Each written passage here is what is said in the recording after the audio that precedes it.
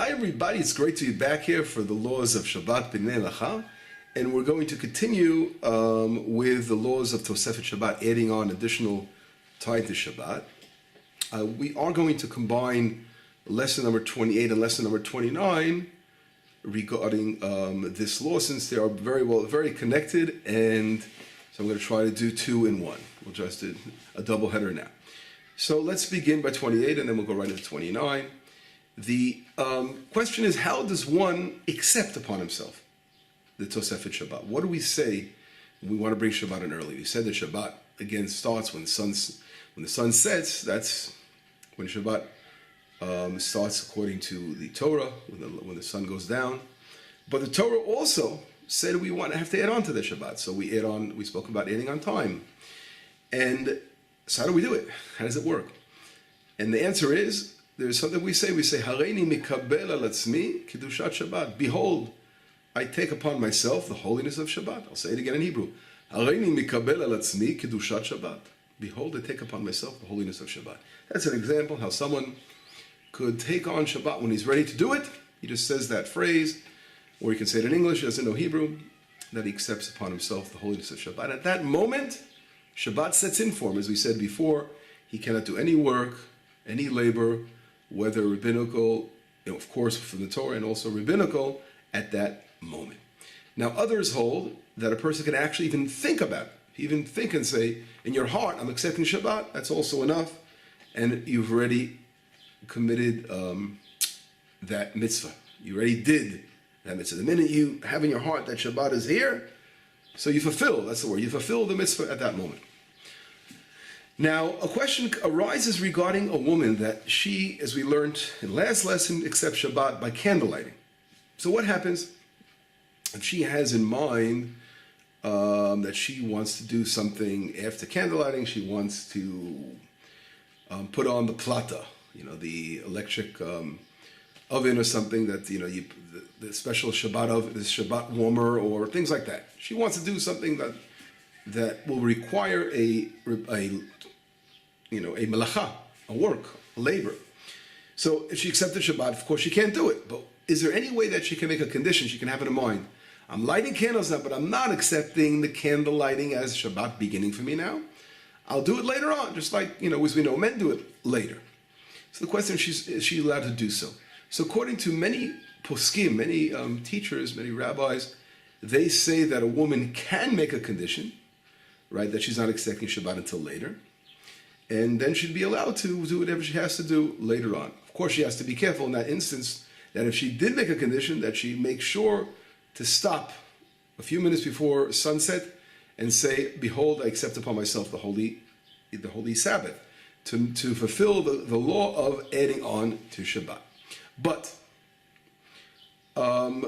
it's very, very important to stress that there are rabbis that do not agree to this and say that a woman in no instance should be able, that she should not make such a condition, because if she does make a condition, she could forget to doing the Tosefet Shabbat, and that could cause her to miss out on fulfilling a beautiful Torah commandment of adding on to the Shabbat. So if we sum it up, for sure, she should try to accept Shabbat and candlelighting, but if there's a real need, then she's allowed to make that condition.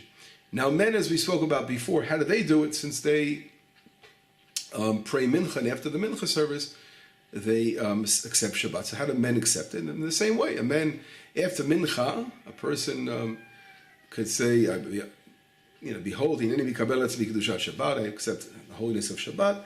But in the prayers themselves that we say on Friday night, on the Shabbat prayers, within the prayers there are certain phrases that show that we're bringing in the Shabbat in.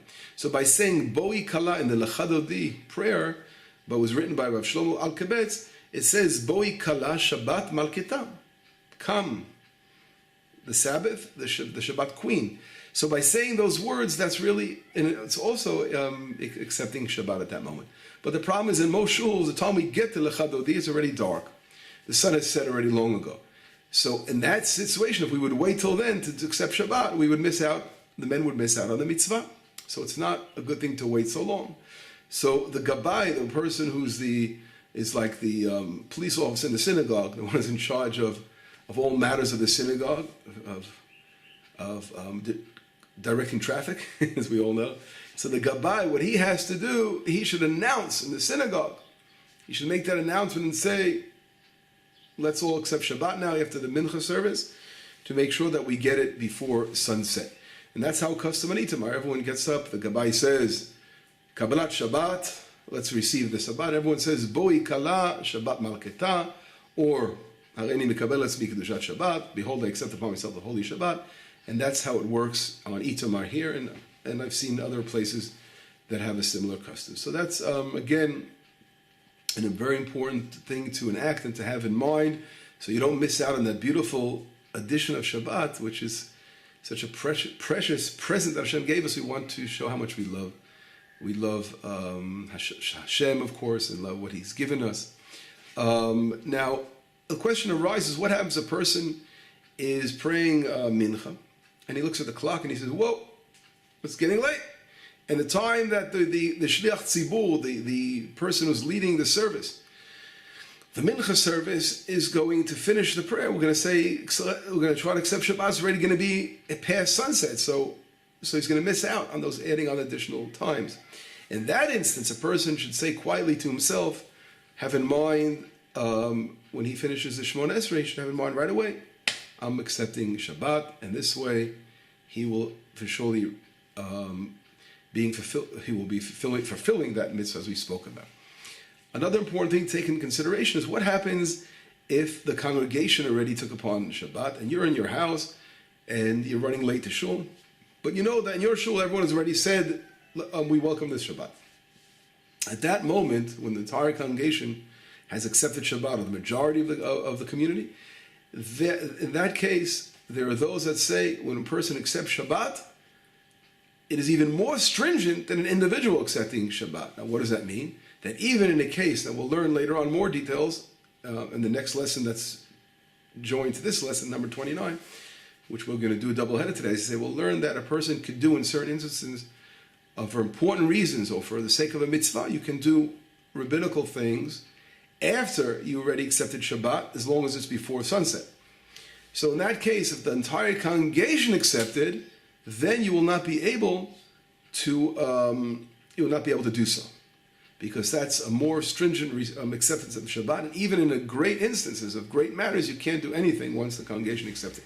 But others say that it is similar to an individual accepting Shabbat, where you always have that pass. If you need to do something that's rabbinical during that time frame, you're allowed to do so. Again, I'm stressing the time frame before sunset, because once sunset sets in, you can't, God forbid, do anything rabbinical as well. Of course, Shabbat is now in all matters, in all regards and all respects.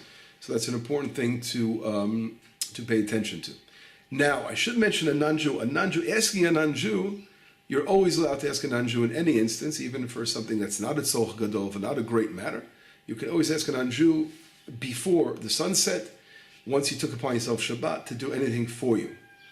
Once Shabbat sets in, we know there's something called Isur Amirat Akum. You're not allowed to ask a non-Jew to do something for you on Shabbat unless certain circumstances apply, which I will talk about the laws after the sun has set, and then once the stars have come out, we'll learn about this later on in detail. So that's basically lesson number 28. We're going to go right into 29.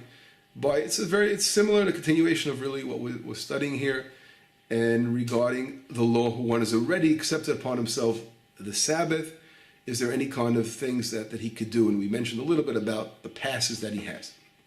So the question we're going to ask now is, what happens in respect to a Torah law or a rabbinical law when one has already accepted Shabbat? And we said, once you accept the Shabbat, you can't do anything from the Torah and not even from the rabbinical. You're not allowed to do anymore because Shabbat has begun as far as you're concerned. But what happens in the case of someone has, let's say, a great matter that he must do? Let's say you want to eat on Shabbat grapes and you forgot to separate the tithes. Separating tithes on the Sabbath is a rabbinical prohibition because it's like rectifying it's like rectifying a vessel. You're rectifying the fruit. So since we can't do it on the Sabbath, are you allowed to do it after you already accepted the Sabbath? because it's not a Torah ordinance, but it's a rabbinical ordinance, and you need it for an important reason. You have a lot of you have guests, your family, yourself. You want to eat. You have to eat. You want to eat these grapes. If you don't do it, you're not going to be able to eat the grapes on the Sabbath. So in that instance, our rabbis did not enact their stringencies, and they said once you accepted Shabbat until the sun sets, you have a pass in that situation where it's a great importance, or it's a mitzvah, or it's like exactly what we said, for the sake of Shabbat, for the tithes that you want to separate, you're allowed to do so, even though you accepted Shabbat already, you'd be allowed to separate the tithes in that instance. But I gave you one example, but if there's something, let's say it's close to a Torah law, like there's a concept called melacha she'einat tzricha legufa. For example, let's say you do a certain kind of labor on Shabbat. We know that there are 39 labors. We're going to learn about them in detail that you can't do on Shabbat. 39 different things. You can't, for example, you can't write, and you can't make a fire, and you can't plow the field, you can't sow the field. All these things, examples of different things. You can't, bake and cook. All those things we're going to learn about. The toldot, the avot melacha. Many, many different kinds of labors that we learn out that you can't do on the Sabbath. So the question is, if in these instances, right, that one already accepted upon himself the Shabbat, as we said before, if the person does it in a way that it's going to be a melacha she'einat tzricha legufa. What is a melacha she'einat tzricha legufa? Let's say a person needs, you need some dirt on Shabbat for some reason. You need some sand. So you go outside and you're digging a little, it's Shabbat, you already accepted Shabbat, but you need sand, right? For whatever reason you may need the sand. So are you allowed to dig a hole on Shabbat, and for the purpose of using the sand? You don't care about the hole. You just want the sand. If you had sand ready, you would take the sand that's ready. That's called the melacha she'einat tzricha legufa. You don't really want the hole. By making a hole in Shabbat, you're not allowed to. It's like plowing. We'll learn about that in more details. It could be building, but that by just wanting the sand, you're lowering the level of it from a Torah level to a rabbinical level, because you just want the sand. And there's also different opinion in the Talmud we'll learn about how there's an argument whether Rabbi Yehuda, Rabbi Shimon, if it's considered a doraita, for a Torah transgression when you do such a thing, or it's rabbinical. So there's an argument. Could even those are opinions like the Rambam Maimonides rule that's considered Torah transgression. So surely you can't do that. But let's say according to the majority and accepted opinions that we are less stringent, we say it's rabbinical.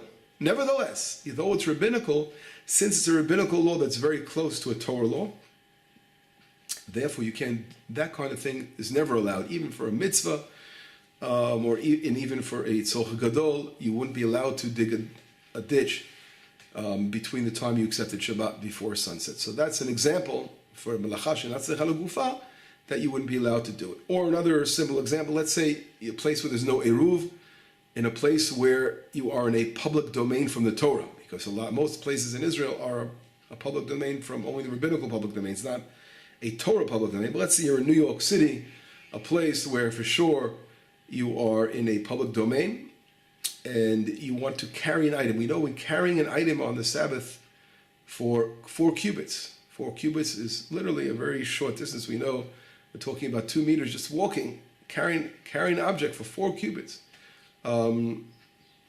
Is considered a Torah transgression in a public thoroughfare, in a public area. So you wouldn't let's say you have, even carrying an object, you have a book, a prayer book. You can't walk 4 cubits in a public domain carrying that item, otherwise you'd be transgressing the Torah law. But let's say you walk 2 cubits and you stop, and then you walk 2 and you stop. So that's a way you can get around it by turning into a rabbinical law. But since it's close to a Torah law, in that case, you wouldn't be allowed to do so, even if you, for a reason of a mitzvah, like you want to bring this let's say the prayer book to shul, to the synagogue, and leave it there for the Sabbath, you wouldn't be allowed to do so in a place where there's a public domain, since it's close to a Torah law. That's another example. Now, another question we ask is, are you allowed to ask somebody who already accepted Shabbat, who hasn't himself accepted Shabbat, and you already did accept Shabbat, to do something for you? So a perfect example, let's say you're in the house with your wife has lit candles, she accepted Shabbat, and you, as her husband, is going to accept it when you go to the synagogue. Is your wife allowed to ask you to light light, you forgot to put the light on the bathroom, you forgot to cut the toilet paper, you forgot to get this ready. So for sure, yes, your wife is allowed to ask you to do anything for her.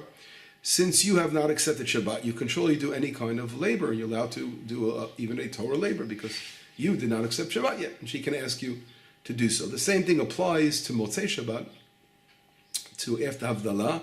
If someone already made the Havdalah, brought out the Shabbat, and someone else did not make it yet, he can ask that person to do a Torah law for him, since he did not yet usher out the Shabbat. He's allowed to ask someone else who did usher out the Shabbat. So those are important laws itself. Now, what is always one allowed to do, right? When he took out Shabbat, he took Shabbat upon himself. I said beforehand, he's always allowed to ask a non-Jew, if he took upon a Shabbat for himself, he has that option of asking a non-Jew to do work for him. So that is an option that's always there.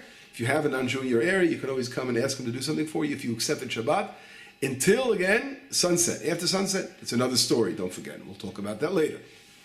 Now, a woman, let's say that the situation happens a lot of times, a woman wants to go pray, and here, let's say in Israel, whatever it is, you want to get to the old city to go to the temple, you want to go to the Kotel HaMaravi, you want to daven there for accepting Shabbat. So let's say you live far away, you're not too close. It's a 40-minute walk, let's say, where you are to the old city. You want to drive a car, you want to take a taxi, or you want to take your car, park somewhere there, and whatever it is, and leave your car in the old city and then walk back. So all these options are available for sure. As long as Shabbat didn't set in, you're allowed to drive, right? But what about a woman? She accepted Shabbat and she wants to go. So in that case, she's allowed to drive in the car. She can't drive the car because she accepted Shabbat already. But she could go in the car, in a taxi that says the driver did not accept Shabbat yet. And as long as she does not open the door, close the door. So for her husband, if her husband is driving the car, he has to open the door for her. Well, it's nice and cordial to do that anyway. Open the door and close the door for his wife. But she shouldn't, because by closing the door, she's setting off the lights in the car. But she's allowed to, again, to drive in the car in that situation. I'll give you an example. Because by just sitting in the car, she's not really doing anything, and she'd be allowed to do so as long as she doesn't again, touch anything that could cause a light to go on and off. That's an interesting example. But anyway, this has been lesson number 28 and 29, learning about the laws of adding on to Shabbat. And in lesson 30, we're going to discuss soon, we'll be talking about praying mincha after someone already accepted Shabbat. Is he allowed to pray the mincha service? And that will be the next topic. Anyway, I'll catch you then. Bye-bye for now.